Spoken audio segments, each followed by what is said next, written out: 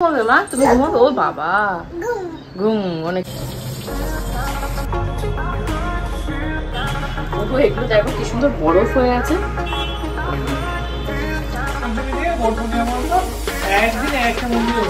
আচ্ছা হ্যাঁ যা, হ্যাঁ দুটো যা, বাইরে যা। কি অবস্থা ওকে।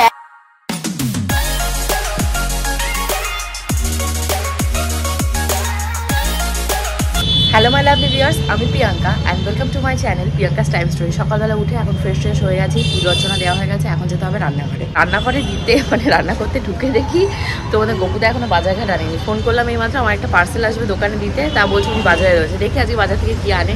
তোমাদের লিটিল গোল্ড এখনো ঘুমাচ্ছে। শিবানীদিরা আজকে অনেক সকাল সকাল এসে কাজ টাজ করে চলে গেছে, ওদের সাথে আজকে আমাদের আর দেখা হয়নি, তখন আমি ঘুমাচ্ছি। এই দুধটাকে এখন গরম বসাতে হবে, আমাদের গপুদা আসলে আমাকে দিতে হবে। দই হয়ে গেছে কেন, দুধটা এরকম বরফ হয়ে গেছে। সকালবেলা ঘুম থেকে ওঠার পর থেকে ডিসিশনই নিতে পারি না কোন কাজটা আগে করব কোন কাজটা পরে করব। বাট জিতে যায় তোমাদের লিটিল গোল্ডের কাজটা, সেটাই সবার আগে করি। ওর বাসনপত্র ধোয়া, ওর খাবার দাবার রেডি করা, ওকে ফ্রেশ করা, করে টোরে নিজের জন্য কোনো দিন আমি একটা হেলদি ব্রেকফাস্ট বানাতে পারি না। তাই এখন পন্থা নিয়েছি, ছাতু খাই আর তার সাথে খাই সুজি আর দুধ। এসে বলছে জু বাবা কি করেছে, জুতো পরে ঘরে চলে এসছে না কি হয়েছে? ও ওই যে বাবা জুতো পরে ঘরে চলে এসছে তাই বলছে। ওকে আমি বলেছি যে একদম যেন কেউ জুতো নিয়ে ঘরে না আসে, মামাম দেখবে। ওই যে জুতো কেন ঘরে নিয়ে এসছে, বাইরে ফেলে দাও তোমার পড়তে হবে না, ফেলে দিয়ে আসো জুতো। একও করে কি ফেলে দিচ্ছে, ধরে না, তলায় হাত দেয় না। এই না তোর যদি ফেলে দাও, বাইরে ফেলে দাও। না যা যা যা, হ্যাঁ যা, হ্যাঁ জুতো যা, বাইরে যা। কি অবস্থা, ওকে একদিন বলেছি জুতো যেন এখানে না আসে মাম্মাম, জুতো বাইরে। হ্যাঁ ভেরি গুড ভেরি গুড।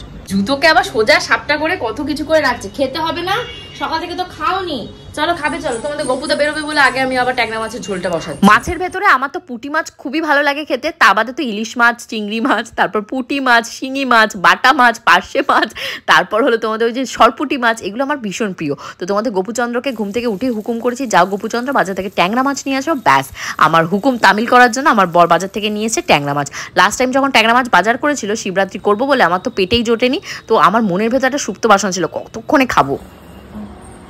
তোমাদের গপুদরা আজকে সকাল সকাল খাওয়া গেছে, উনি অফিসে বেরিয়ে যাচ্ছে, তাহলে আমার মাথা থেকে একটা হেডেক নেই। এখন ধীরে সুস্থে তোমাদের লিটিল গোল্ডের খাবারটা হবে, ভাত হবে আর শাকটা ভাজবো। কালকে বেগুনটা রয়েছে, বেগুনটা এখন না খেলে রাতে খেতে হবে বেগুনটা। আর রান্নাঘরটা পরিষ্কার হয়ে গেছে, এখন 12:30টার কাছাকাছি বাজে। যত তাড়াতাড়ি করবো তত তাড়াতাড়ি। বাবা বন্ধ করে বাবা কি করছিস, কি করছিস?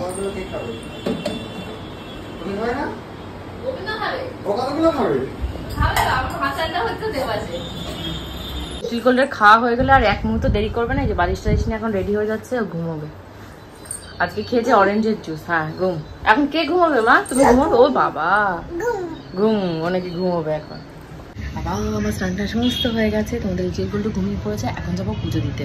যেতে যেতে তোমাদের গপুদা খাবে না, আমার খাওয়া নিয়ে কারো টেনশন নেই, নিজের মতো নিজে খাবো। খেয়ে তোমাদের লিটিল গোল্ডের পাশে শুয়ে পড়বো ভেবেছিলাম, বাট অনেকগুলো জামা কাপড় রয়েছে, সেগুলো ইস্ত্রি করা হয়নি। তাও ধরো তোমার 3 মাস ধরে জমাচ্ছি জামা কাপড়গুলো, তো চলো দেখি সেগুলো করতে পারি নাকি। গোবিন্দ আজকে ওপাশে রান্না বান্না করেছে, গোবিন্দভোগ চালের ভাত, ডাল, বেগুন ভাজা খাওয়াছে গোবিন্দ সকালে। সকালে নাও, দুপুর সকাল দুটো মিলিয়ে একসাথে খেয়ে নিচ্ছে। ওই যে আজকেও ভাত পেয়েছে। আজকে প্রচুর তাপ, এই দেখো এই ঘরে জামা অলরেডি শুকিয়ে গেছে। এই হলো আমার দুপুরের লাঞ্চ, শাক। হ্যাঁ বাবা ঘুমিয়ে কি যে একটা ভুতুরে ঘুম এসছে, সেই ঘুম কোনোভাবে মানে আমার গা হাত পা অসার হয়ে গেছে, ঘুম আমার গা ছাড়ছে না। 6:45 বাজে, গোবিন্দ গেছে বড় বাজারে, ওর কি ধুতি টুতি কি পাঞ্জাবি কেনার আছে সেগুলোর জন্য। আর তোমাদের গপুদা তো বেরিয়ে গেছে লাগছে। এখন আমি আর তোমাদের লিটিল গোল্ড রয়েছি, মানে কি বলবো, মাই গড, সারাটা দুপুর মানে বিকেল 4টের সময় শুতে গেছি আমি ওকে নিয়ে। 4টের থেকে এই সন্ধ্যে 6:45 পর্যন্ত ও মানে কি যে করলো, চটকা চটকি। আর এখন দেখো ওই দেখো অবস্থাটা দেখো, তাড়াতাড়ি করে গেছে ওর কাকায়ের কোন জুতো রয়েছে সেই সমস্ত দেখতে। কাকা যেহেতু বাড়িতে নেই, ওর মজাই মজা। এদিকে আর ধরিস না কিন্তু, কাকা এসে কিন্তু বকবে। সারা বাড়ি ঘড়ি অন্ধকার হয়ে রয়েছে, গোবিন্দ থাকলে লাইট ফাইট গুলো জ্বালায়। এখন লাইট টাইট গুলো একটু জ্বালিয়ে দিই।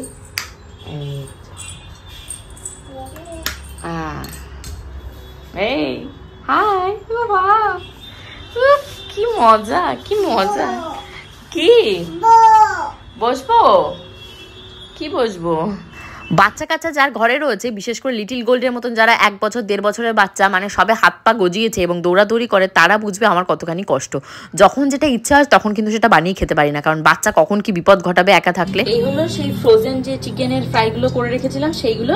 এগুলো কড়াই এখন তেল দিয়ে দিয়েছি। এইটা তেলটা জানো, তোমাদের লিটিল গোল্ডে সেই বার্থডে সর্ষের তেল এক্সট্রা ছিল, সেই সর্ষের তেলই এখনো খেয়ে। তাই কি করি বলো তো, বাজার থেকে চিকেন টিকেন আনলেই এইভাবে ফ্রোজেন করে রেখে দিই। অনেককে তো দেখি যে 1 মাস 2 মাস পর্যন্ত এই ফ্রোজেন যে নাগেটস টাইপের জিনিস হয় সেগুলোকে খায়, বাট আমি তো অতদিন রাখতে পারি না, কারণ আমার সন্ধে লাগলে মনে হয় এগুলো ভেজে ভেজে খায়। তো এগুলো বানিয়ে রাখলে কি হয়, হুটহাট বের করলে চায়ের সাথে খেয়ে নিলে কোনো টেনশন নেই, বাজারের খাবারের দিকে আর লোভটাই পড়বে না। আমাদের লিটিল গোল্ড ঘুমাচ্ছে, সেই সুযোগে ঘর বাড়ি আমাকে গোছাতে হবে, কারণ যা লন্ডভন্ড করে রেখেছে মেয়ে, অবস্থা মানে ফিরে তাকানোর মতন নয়। এই হলো সোফার অবস্থা, জাস্ট দেখো অবস্থাটা, পুরো লন্ডভন্ড করতে করতে তার আর কিছু বেঁচে নেই, এটা পুরো অর্ধমৃত হয়ে গেছে। তো বন্ধুগণ, এই যে সোফা সেটটা দেখছো, এটা কিন্তু আমার ভীষণ ভীষণ একটা প্রিয় জিনিস, কারণ এটা আমার স্বর্গীয় শ্বশুরমশাইয়ের নিজে হাতে করে কেনা। অনেকবার ভেবেছি এটাকে পাল্টে এখন যেগুলো নিউ মডেল বেরিয়েছে সেগুলো কিনবো, যেহেতু সেগুন কাঠে চেঞ্জ তো করার কোনো প্রশ্নই ওঠে না, আর যেহেতু শ্বশুরমশাই হাতে করে কেনা, এটা কোনোদিনই চেঞ্জ হবে না। আর যতটা পারি এটাকে সুন্দর করে সাজিয়ে গুছিয়ে রাখি আর ব্যবহার করি এটাই। নতুন একটা তো সোফা আমাদের বাড়িতে দেখতেই পাও, বাট ওই সোফাটাকে আমি কিন্তু অতটা ব্যবহার করি না, কারণ মনে হয় এই সোফাটা ব্যবহার করলে শ্বশুরমশাই খুব খুশি হবে। তোমাদের কার কি মত অবশ্যই জানিও। এই রকম অবস্থা দেখো এই ঘরের সোফাটার, আর এইটাকে করেছে কে, লিটিল গোল্ডের বাবা। আর কে, সেও কি বলতো লিটিল গোল্ডের মতনই বাচ্চা, আর সেও লিটিল গোল্ডের মতনই বাচ্চা, তারও এখনো মানে দুধের দাঁত পড়েনি, এমন একটা হাফ হাফ। তো চলো এটাকেও একটু গুছিয়ে নিই। যারা আমার পুরোনো ব্লগ দেখো তারা তো জানোই যে আগে ঘরবাড়ি কতটা সুন্দর করে সাজিয়ে টিপটপ করে রাখতাম। আগে আমার হাউস হেল্পও ছিল যে আমার সাথে 24 আওয়ার্স থাকতো, বাট এখন কি হয় বলো তো, একা একা যেটুকু পারি যখন টাইম পাই তখনই ঘর গোছাই। এখন চলো তোমাদেরকে দেখায় আমার বেডরুমটার অবস্থা কেমন করে রেখে দিয়েছি তোমাদের লিটিল গোল্ড। দেখো অবস্থাটা দেখতে পাচ্ছ, যত পাটি ও জুতো আছে ও পাশে আরো রয়েছে, সব এখানে নামিয়ে।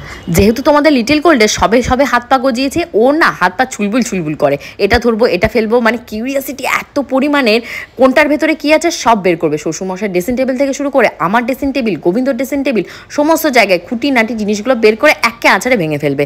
আর সব থেকে প্যাথেটিক অবস্থা করে রেখে দেয় আমার এই টিভি ইউনিটটার, যেখানে যা থাকবে চানাচুরের বয়াম থেকে শুরু করে ওর গিটার, ওর ডল, সমস্ত নামাবে, নামিয়ে ভেঙে চুরে লন্ডভন্ড করে রেখে। মজার বিষয় কি বলতো, at the end of the day আমার কিন্তু এই সমস্ত টাইপের কাজগুলো করতে ভীষণ ভালো লাগে, কারণ সবগুলোর সাথেই তোমাদের লিটিল গোল্ডের ছোঁয়া রয়েছে।